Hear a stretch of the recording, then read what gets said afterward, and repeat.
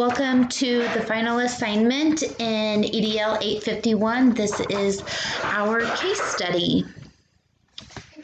In the case study, we know that, oops, sorry guys. Let's go back a slide. We know that Mrs. Stevens is a new hire and she's being evaluated, or she might be on her evaluation cycle as many school districts have. She's had a handful of observations and follow-up meetings, but they haven't gone very well. Towards the end of the evaluation process, I have decided not to renew her contract because she is not open to change. With that being said, and I'll get to that a different slide. Who was involved? Myself, Mrs. Stevens, the students in her class, and there is mention of a supervisor. I'm assuming this is a mentor that's been assigned to her. But that's all that's really been said. It doesn't really say if there is any more contact with that supervisor, what role they have played.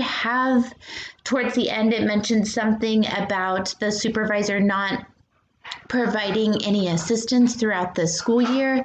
Like I said, that's all that was mentioned. So she is going to play a minimum role. When did this occur? Over a course of the school year is my guess. It says that there were a few observations completed, but it doesn't know the time frame. So in typical evaluations, they are a year long. Are we looking at a quarter, that they're only being observed each quarter, once per semester, or it's a running observation throughout the school year? The places the observations took place were only in her classroom, and the meetings were held in my office. So the legal and ethical issues that she is pertaining to, in the state of Kansas, we don't have tenure. So right now, there are no legal ramifications with the evaluation process that the school district is offering. Looking at the form, I personally would want something a little bit more structured that has a little bit more room for notes and a better record of the number of observations and the conversations that took place. However, that is the form that the school district has adopted, and if it follows with state guidelines, then there really, as far as I know, there are no legal issues for her to follow through with. The ethics that we're seeing here is that there are personal opinions interfering with teacher performance. It is noted that her personality wasn't really likable, but is that she's not getting along with her teammates? Is it a personal issue? Is she not getting along with her students? Like, what's the relationship between her students? So more are my personal opinions being transferred onto her actual performance as a teacher. And then, was actionable feedback properly provided? Have I given her all the opportunities she needed to succeed? If the first observation was not going well, when we did the follow-up meeting, what type of plans did I offer her? Did I suggest any sort of blogs or webinars, professional learning in the areas that she was lacking? And then, did Mrs. Stevens' supervisor provide enough support for her? If she's a first-year teacher, they need a lot of support. Mentoring can be hard. And then just making sure that your mentees can have access to all the resources that they need is a lot also, because your first year teaching is pretty overwhelming. So in the summary, Mrs. Stevens denied support provided to her by myself and her supervisor after at least 2 observations that we know of and a follow-up meeting that were scheduled. to discuss what had been observed, I had tried to offer some advice for her to implement new practices. Instead, she came up with a lot of excuses like kids change when you walk into our classroom. You know, my class isn't set up that way. It is a lot of lecture. They're involved as they can be, but the student progress isn't showing that either, which is a problem. But since she has denied the use of any type of advice, whether it be from her supervisor or myself, and her performance has not changed, the progress of the students has not changed, I am saying that we should not renew her contract. Because of this, she is very upset and is wanting to threaten legal action that she can take in coming after me and the school district for her job. So as I'm looking through this, the people involved, Mrs. Stevens, she has not made adequate progress to continue her employment. This would be my first grounds for not renewing her contract. Now, what does adequate progress look like? If I'm walking into a classroom and I see that kids are not listening or paying attention to the lecture and the presentation, what is she doing to get them involved? Getting them involved could look like having them each have a slideshow, that slideshow up on a computer, and it is, I lost it. It is one of the programs where they can type their feedback on as the presentation's going, and you can see the students' names that are popping up as they're commenting on the different slides. Does her classroom management, if we have a group of kids talking all the time nonstop, has she moved them around?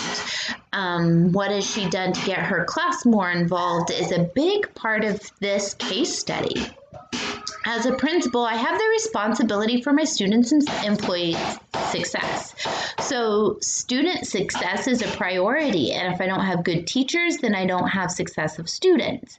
That situation, like I just offered, I could suggest to her, hey, there's this great feature that you can put on all the kids' computer. You just upload your slideshow into it, and then you could have active feedback and know who's paying attention and if they're really understanding what you're saying. And the students involved in this, they have the right to an education that challenges them and allows them to grow. They are the ones that we want to see progress. You know, they're going to be moving to a new grade level. Do they have everything they need to be moving forward? The place would be Mrs. Stevens' classroom in my office. I would gain to say that in the future, maybe observing them in a meeting or with their teammates to see how they're interacting there also. Maybe they were given a very challenging class, so sometimes classrooms observations aren't always the best, and whether it's formal or informal type of observation. The program, evaluation, and mentor programs are in place to support the school professional capacity. Like I said before, there's a mention of a supervisor, so I am assuming that there is a mentor program in place. And observations and follow-up meetings support professional growth. So if we review, Mrs. Stevens has her reputation and career at risk. She may gain the reputation of being very hard-headed and hard to work with.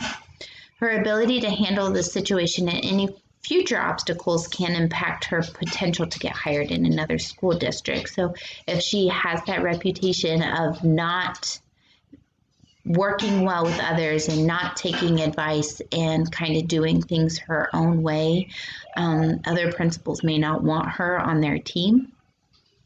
I have the responsibility to improve systems of staff supervision, evaluation, support, and professional learning.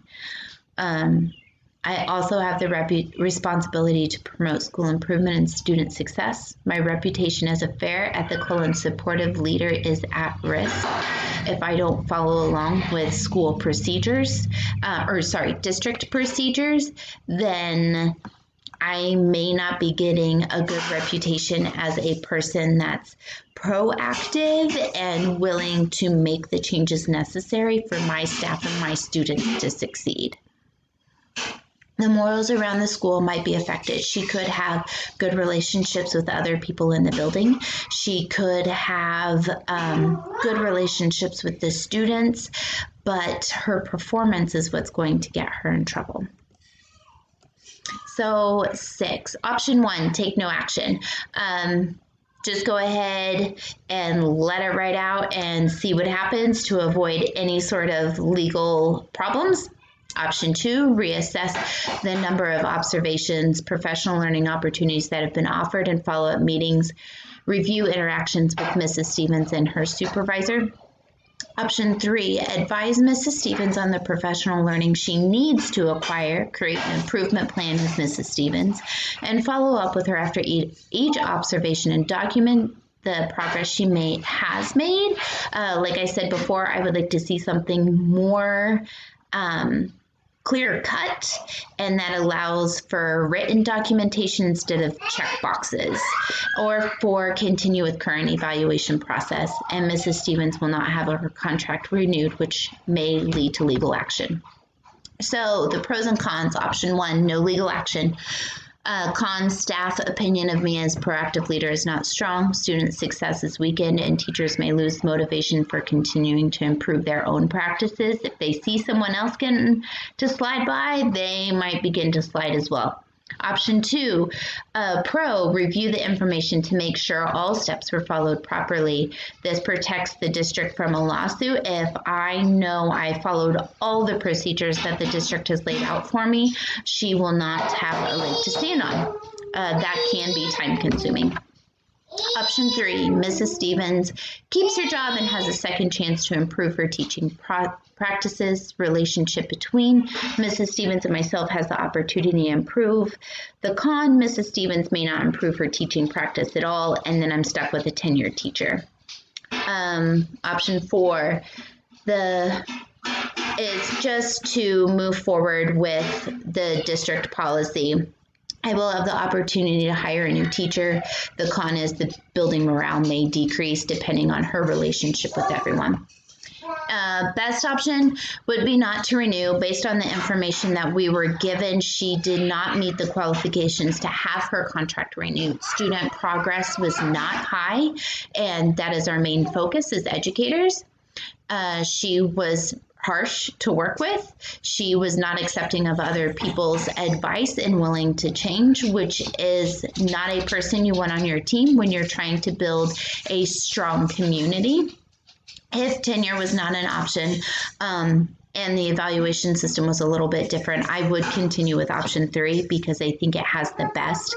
If the teacher did not improve after the year on an improvement plan, then we would look at termination. So the implementation for this, step 1, inform Mrs. Stevens of my decision. Tell her that I am sending her evaluation in. This is what we've discussed. We have gone over. However, I'm sorry to inform her that I am suggesting not to renew her contract. On step 2, send the paperwork to the superintendent for review. The superintendent has the responsibility to turn that information over to the school board. She may continue to pursue legal action. I would review the school board policies, inform the superintendent that this is a choice she is making and that we need to be aware of this. And the superintendent can also let the school board know. And step 4, follow up with the superintendent and school board on the proceedings of Mrs. Stevens' contract. So with that being said, I think with her contract not being reviewed, and if I have done everything I needed to do, then Mrs. Stevens does not have a legal grounds and she is without a job. Everyone, thank you for a great semester, and I hope all is well with everyone. Have a great summer.